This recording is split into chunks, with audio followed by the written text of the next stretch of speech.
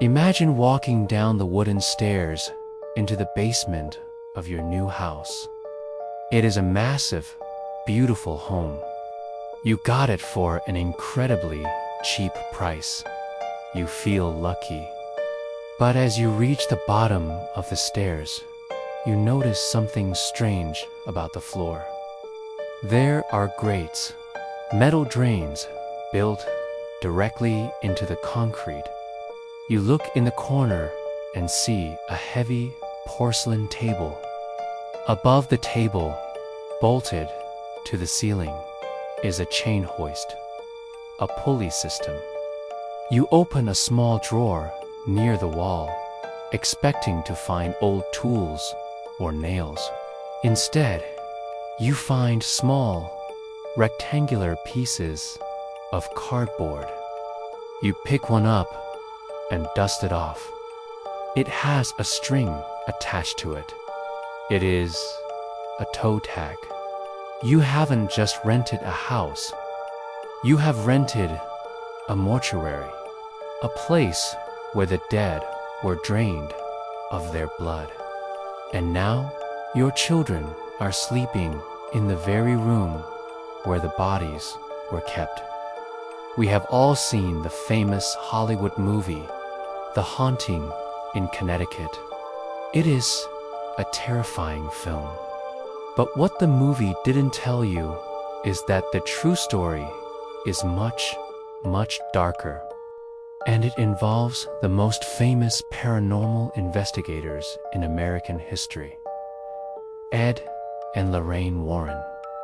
This is the true story of the Snedeker family, a story of a desperate mother, a sick child, and a house that refused to let the dead rest in peace. Welcome to 208 Meriden Avenue. The year is 1986.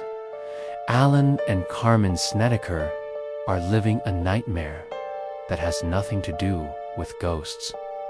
It has to do with their oldest son, Philip. Philip is a teenager, and he has just been diagnosed with a severe form of cancer, Hodgkin's lymphoma. His treatments are aggressive. He is receiving heavy cobalt radiation therapy at a hospital in Hartford, Connecticut. The drive from their current home to the hospital is long and exhausting. Philip gets violently ill on the car rides. The family is financially drained and emotionally broken. Carmen Snedeker knows they need to move closer to the hospital.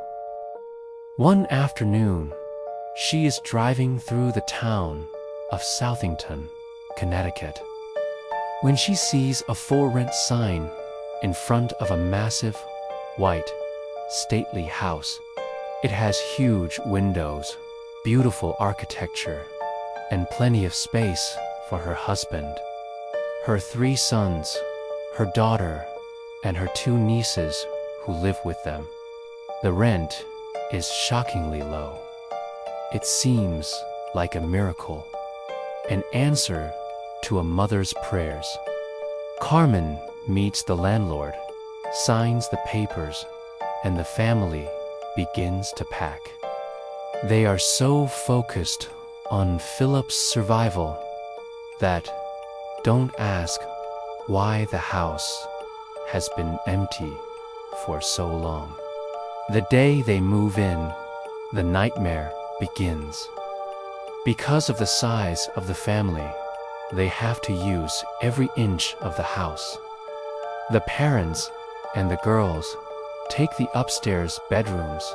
The boys, including sick Philip, are put in the massive basement. While unpacking in the basement, Philip and his brother Bradley find the heavy porcelain table. They find the drains in the floor. They find the toe tags, the embalming fluid, and the old coffin handles. Carmen confronts the landlord. She asks him What was this place? The landlord looks at her casually and replies, "Oh, didn't you know? This used to be the Hallahan Funeral Home." Carmen is deeply unsettled. But what can she do? They have already signed the lease. They have no more money to move again. Philip needs to be near the hospital. She tells her children to ignore the basement's history. It's just a building, but houses hold memories. And 208 Meriden Avenue had thousands of them. The first changes happened to Philip. Philip had always been a quiet, respectful boy. But within weeks of moving into the basement, his personality became unrecognizable. He became aggressive. He started wearing dark, heavy clothing despite the summer heat. He told his mother that he was hearing voices, not thoughts in his head, but physical voices whispering from the dark corners of the basement. He said he was seeing a man, a tall man with long black hair, high cheekbones, and eyes that were completely pitch black. The man would stand at the foot of Philip's bed and tell him to do terrible things. Carmen took Philip to his doctors. The doctors told her it was just a side effect of the heavy radiation and the pain medication. They said he was experiencing medical hallucinations. They increased his medication, but the medication didn't stop the man with the black eyes. Philip's behavior escalated into violence. One day, he attacked his niece, throwing her to the ground. He began writing dark, twisted poetry about death and demons. He took a shotgun and threatened to kill his stepfather, Alan. Carmen was terrified. She sent Philip away to a psychiatric facility for an evaluation. She thought she was protecting her family from her sick son. She thought that with Philip gone, the house would be peaceful. She was wrong. Philip wasn't the cause of the darkness. He was just the first victim. With Philip in the hospital, the entity in the house shifted its focus to the rest of the family, and it stopped hiding in the shadows. Carmen's niece, Tammy, was the next target. One night, she was trying to sleep in her upstairs bedroom. She felt a heavy pressure on her chest. She opened her eyes, but she couldn't move. She was paralyzed. Then, she felt unseen hands moving over her body. Not gentle hands, cold, aggressive hands. She tried to scream, but no sound came out. When she finally broke free, she ran to her aunt in hysterics. Carmen tried to rationalize it. She thought it was a nightmare. But then, it happened to Carmen. She was washing the kitchen floor. The house was quiet. She dipped her mop into the bucket of soapy water and started scrubbing. Suddenly, a horrible, sickening smell filled the kitchen. It smelled like rotting meat, like a dead animal left in the sun. Carmen looked down at her mop bucket. The soapy water was no longer white. It had turned into a thick, dark crimson red. It looked exactly like blood. She screamed, dropped the mop, and ran out of the kitchen. When she returned with her husband a few minutes later, the water was perfectly clean and soapy again. The house was playing games with them. It was trying to make them think they were losing their minds. Allen Snedeker was a practical man. He didn't believe in ghosts. He thought his wife and the kids were just stressed about Philip's illness. But the house had a way of breaking skeptics. One afternoon, Allen was driving his truck. He looked in his rear-view mirror. Sitting in the back seat of his truck was a demonic creature with white hair and hollow eyes. Allen slammed on the brakes, turning around to fight the intruder. The back seat was empty. The attacks, Carmen claimed that on multiple occasions while taking a shower. The shower curtain would wrap around her face like a plastic bag, trying to suffocate her. She would feel hands grabbing her in the dark hallways.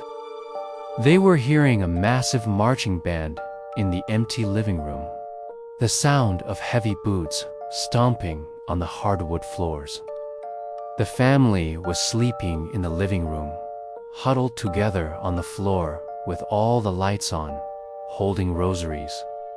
They were prisoners in the funeral home, desperate, exhausted, and terrified.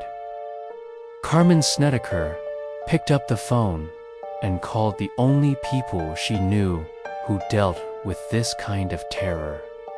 She called Ed and Lorraine Warren. By 1986, the Warrens were already legends. They had investigated the Amityville horror. They had dealt with the Perron family. They had faced the Annabelle doll. When Lorraine Warren, a clairvoyant, stepped through the front door of 208 Meriden Avenue, she immediately stopped. She turned to Carmen and said, "Do you know what happened in this house?" Lorraine didn't just sense ghosts. She sensed profound, ancient evil. She walked down into the basement, where the embalming table still sat. Lorraine claimed she saw visions of the morticians who used to work there. But they were not just preparing bodies for burial. Lorraine stated that she saw visions of dark rituals, necromancy. The workers at the funeral home were allegedly practicing dark magic, using the corpses of the dead for sinister purposes. They were violating the bodies. By committing these unspeakable acts on the dead, they had opened a portal. They had invited demonic entities into the house, and those entities had never left. Ed Warren confirmed his wife's fears. He told the Snedekers, "Your house is not haunted by the people who died here. It is infested by demons who were invited here." The Warrens immediately moved their team into the house. They brought a young nephew, John Zaffis, who would later become a famous paranormal investigator himself. During their investigation, the Warrens witnessed the horror firsthand. They saw doors slamming violently. They heard the guttural growls coming from the basement. Ed Warren himself was reportedly shelved by an invisible force. The Warrens knew that a simple blessing would not work. This required a full Roman Catholic exorcism of the property. They contacted the diocese and brought in priests.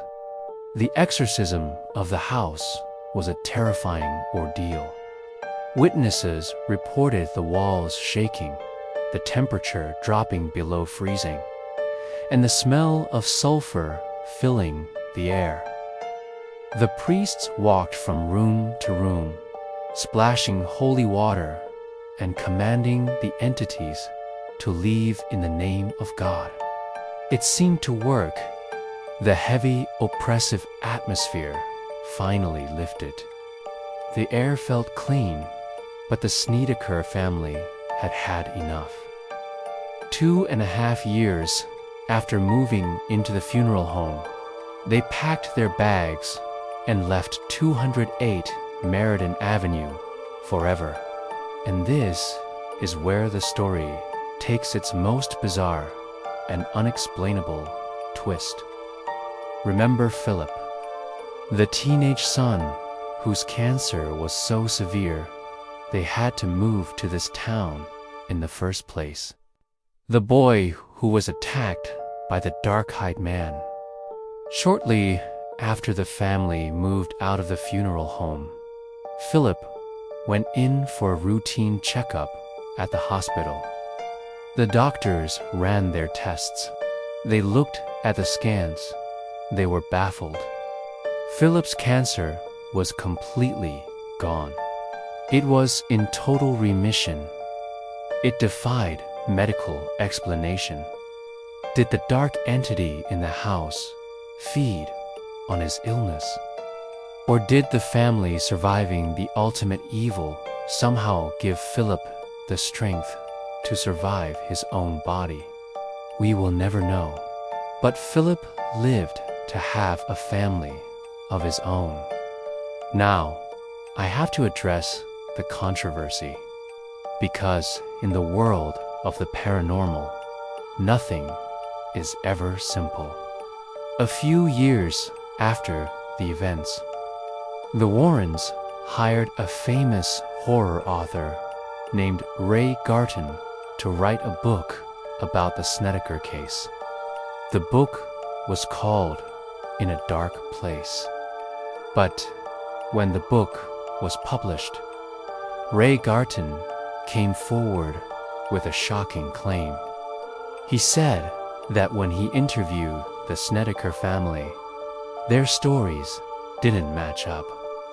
He said Carmen told one version, Allen told another, and the kids told something else entirely. Ray Garton claimed he went to Ed Warren and said, "These people are crazy. Their stories don't make sense." According to Garton, Ed Warren replied, "All the people who come to us are crazy. Just use what you can and make the rest up. Make it scary." This revelation rocked the paranormal community. Skeptics pointed to this as proof that the entire haunting in Connecticut was a massive hoax, orchestrated by the Warrens for money and fame. They pointed out that the landlord claimed he never had any issues with the house before or after the Snedekers lived there. But wait, before you close the book on this case, you have to hear from the Snedekers themselves.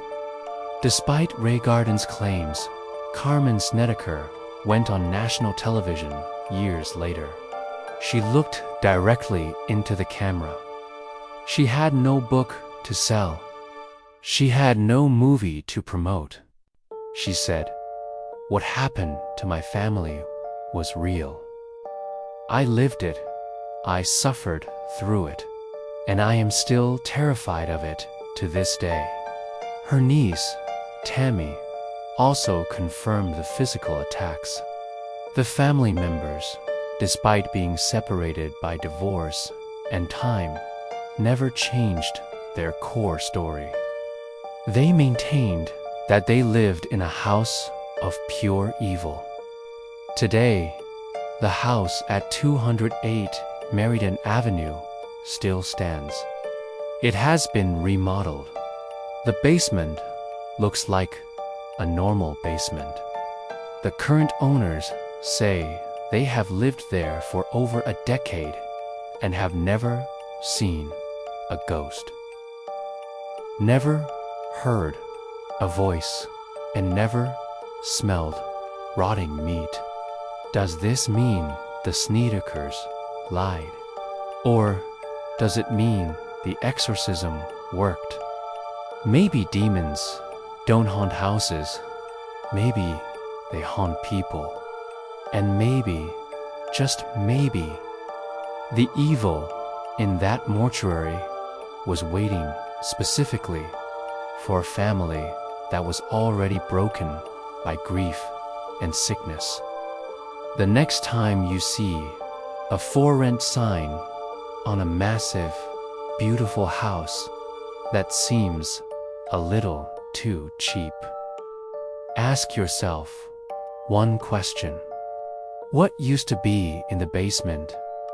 Thank you for watching this deep dive into the real haunting in Connecticut. What is your verdict? Do you believe the Snedeker family was truly attacked by demonic forces?